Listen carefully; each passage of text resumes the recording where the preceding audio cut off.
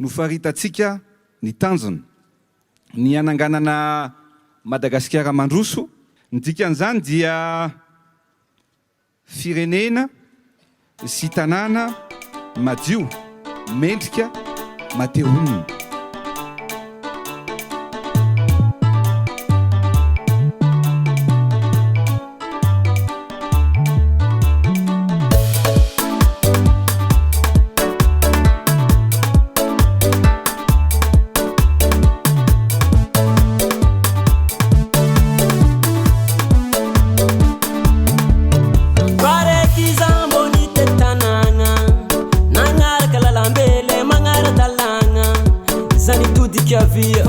Zany todika vanana, zany todika via maluto tanana. Rareki zamboni te tanana, nangara kalalambele mangara talana. Zany todika via, zany todika vanana, zany todika via maluto tanana.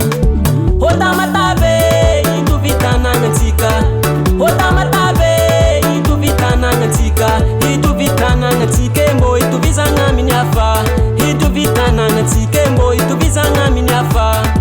Hoda matabe itu vitanana tika, hoda matabe itu vitanana tika, itu vitanana tika mo itu visanga minyafa, itu vitanana tika mo itu visanga minyafa.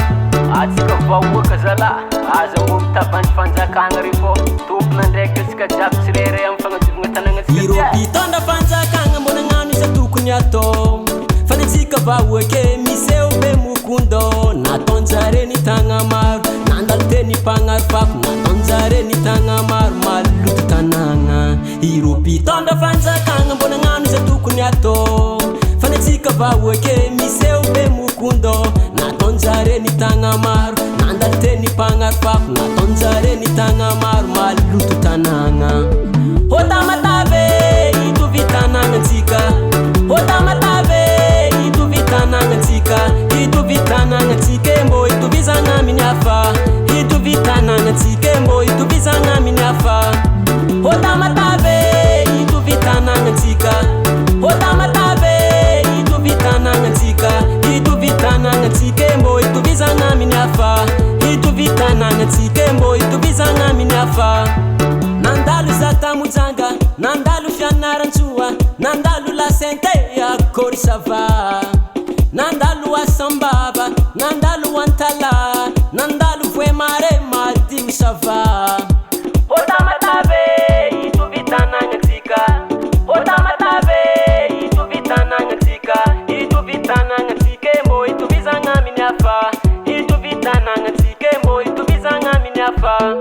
Hoda matabe itu vitananga tika, hoda matabe itu vitananga tika, itu vitananga tika mo itu visanga minyafa, itu vitananga tika mo itu visanga minyafa.